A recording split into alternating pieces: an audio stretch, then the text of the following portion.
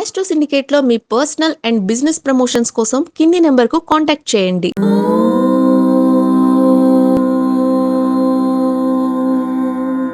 ఓం శ్రీ గురుభ్యో నమః. హరి ఓం.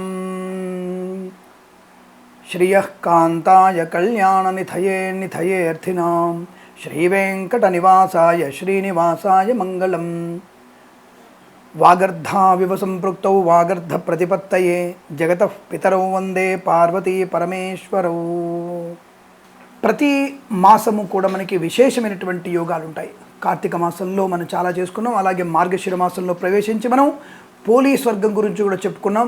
అలాగే అదే రోజున అంటే 2/12/2024 సోమవారం రోజున మనకి మరొక విశేషమైనటువంటి పండగ కూడా ఉంది. యోగిరాజ దత్తాత్రేయ స్వామి అవతరణ అంటే అవతారం దాల్చిన రోజు. మరి ఇటువంటివన్నీ కూడా ఏం చేయాలి గురుగారు అంటే, నామస్మరణ చేస్తే నీకేమి ఇబ్బందా? భగవంతుడి నామాన్ని ఉచ్చరించడానికి ఏమిటి ఇబ్బంది? అమ్మని అమ్మ అంటావు కదా, అమ్మని పసాలు మాట్లాడతావు కదా, అమ్మ అన్నం పెట్టు, అమ్మ చట్నీ అయ్యి, అమ్మ దోషం వేయి, అలాగే నానా ఫీజు ఇవ్వు, నానా సైకిల్ కొనివ్వు, నానా బైక్ కొనివ్వు అంటే ప్రతి నామాన్ని చెప్తున్నాగా. అలాగే భగవంతుని ఆ నామాన్ని చెప్పడం నష్టం ఏమిటి అంటే, ఆయా రోజులలో ఆ దేవుని ఉపాసన చేయడము, ఆ దేవుణ్ణి ఎక్కువగా మనం తలుచుకోవడము, ఆ దేవుడికి చెందినటువంటి సపర్యలు చేయడము, అలాగే ఉపచారాలు చేయడము, అది విశేషం. అలా చేసుకోవడం వల్ల మనకి అనేకమైనటువంటి శుభయోగాలు కలుగుతాయి. అటువంటిదే మనకి 2/12/2024 రోజున మార్గశిర శుద్ధ పాడ్యమి జ్యేష్ఠ నక్షత్రంతో ఉన్నటువంటి ఆ రోజునే యోగిరాజ దత్తాత్రేయ స్వామి యొక్క పూజ చేసుకోవాల్సిన అవసరం.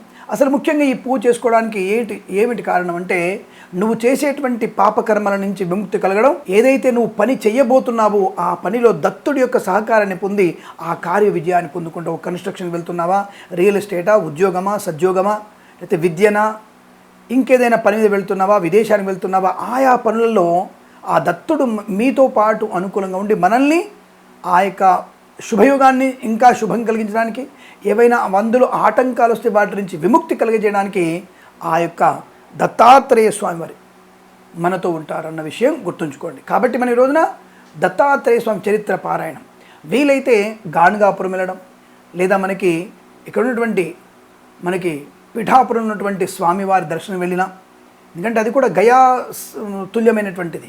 అక్కడ కూడా మనకి అమ్మవారి యొక్క శ్రేష్టమైనటువంటి మనకి అమ్మవారి దర్శనం కూడా అవుతుంది. ఎందుకంటే అష్టాదశ శక్తిపీఠాలు ఒక శక్తిపీఠం ఉంది అక్కడ. అలాగే పిఠాపురంలో స్వామివారి యొక్క అనుగ్రహం పొందుకోవచ్చును. కాబట్టి అక్కడ వెళ్ళిన వాళ్ళకు కూడా అనుకూలంగా ఉంటుంది, గయ వెళ్ళిన వాళ్ళకు కూడా అనుకూలంగా ఉంటుంది. ఇలా మనము ఈ దత్తాత్రేయ స్వామి క్షేత్రాలకు వెళ్ళడం వల్ల ప్రయోజనం బాగా ఉంటుంది. దత్త దేవాలయానికి తప్పకుండా వెళ్ళండి. ఆ దేవాలయానికి వెళ్ళిన తర్వాత మీరు స్వామివారికి వస్త్రము సమర్పణ మరియు తప్పకుండా స్వామివారికి ఒక దీపము సమర్పణ చేయండి. అది మీకు అత్యంత శుభాన్ని, ఆనందాన్ని కలిగిస్తుంది. అక్కడే కూర్చొని కాస్త ఒక 2 పేజీలో 3 పేజీలో దత్తాత్రేయ స్వామి చరిత్ర పారాయణం చేయండి. అలాగే దత్తాత్రేయ స్వామి అష్టోత్తరం మీరుగా చదువుకొని స్వామికి నమస్కారం చేసుకొని వచ్చేయండి. తప్పకుండా మీకు అత్యున్నతమైనటువంటి శుభయోగాలు కలుగుతాయి. ఇందులో సందేహపడక్కర్లేదు. మీరు ఈ విషయంలో తప్పకుండా 10 మందికి విషయాన్ని చెప్పి ఆనందమయ శుభజీవన పొందాలని కోరుకుంటూ సర్వే జనా సుఖినో భవంతు. ప్రేమతో మీ కిరణ్ శర్మ.